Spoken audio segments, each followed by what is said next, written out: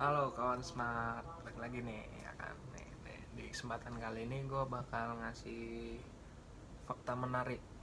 Nah, kali ini nih, fakta yang pengen gue bahas itu 7 fakta menarik tentang Sumpah Pemuda.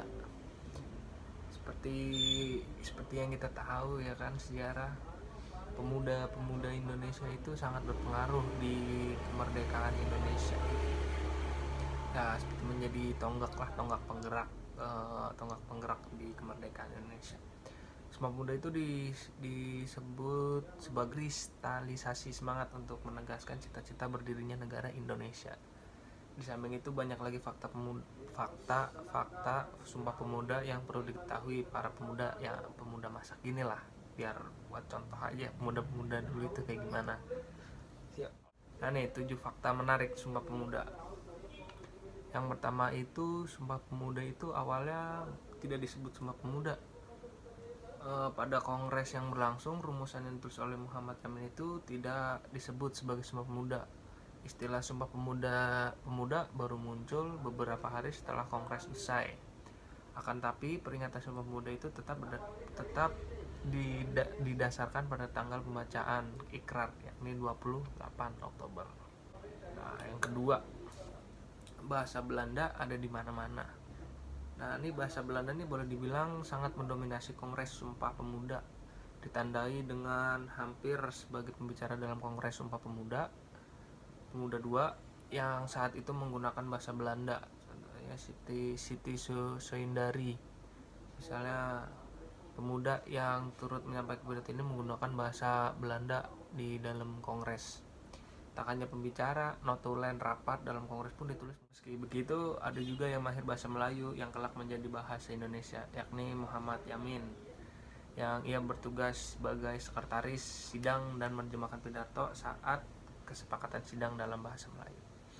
Yang ketiga, merdeka jadi kata terlarang dalam kongres. Jadi yel-yel merdeka yang sudah berulang kali berkumandang tepatnya sejak kongres yang pertama berlangsung itu rupanya menjadi kekhawatiran tersendiri itu bagi Belanda. Sampai-sampai polisi Belanda harus mengawasi dengan ketat jalannya kongres. Belanda lantas mengeluarkan larangan kata merdeka. Jadi tuh pas Sumpah Pemuda itu kita dilarang ngomong merdeka itu nggak boleh. Terus yang keempat itu di Sumpah Pemuda itu cuma hanya 6 perempuan yang ikut kongres. Peran perempuan dalam Kongres Pemuda 2 itu tuh tidak begitu menonjol. Ini ditandai pula dengan sangat sedikit jumlah peserta pemudi yang hadir dalam kongres. Berdasarkan buku resmi panduan Museum Sumpah Pemuda, peserta kongres yang tercatat hanya ada 82 orang. Padahal sejatinya ada 700-an peserta yang hadir di gedung yang digunakan untuk melangsungkan kongres. Peserta perempuan sendiri hanya ada 6 orang, yaitu Dian Pantau, Emma Pueradirejo, Jo Tumban, Nona Tumbel, Poerna Maulan, sama Siti Sundari.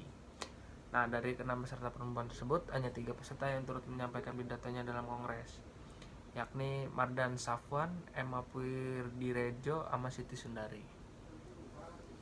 Nah, yang kelima, naskah Sumpah Pemuda itu ditulis oleh satu orang.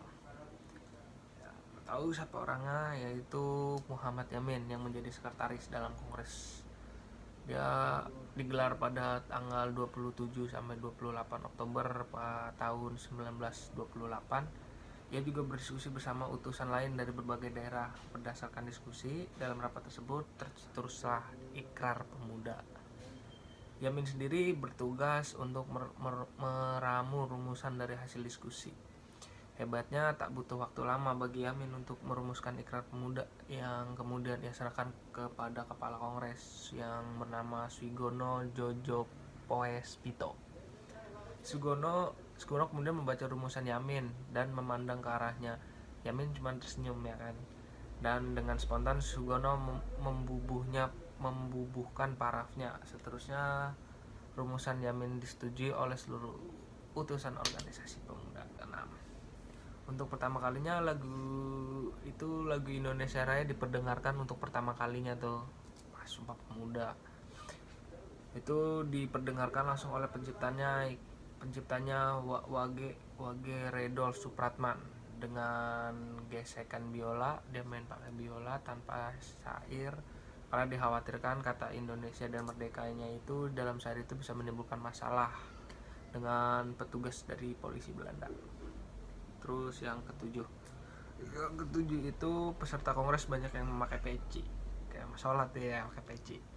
Terus itu dia pakai peci itu yang diperkenalkan oleh Bung Karno sebagai identitas pergerakan nasional. Jadi bukan buat sholat, juga bukan sholat doang, itu juga buat identitas aja ya.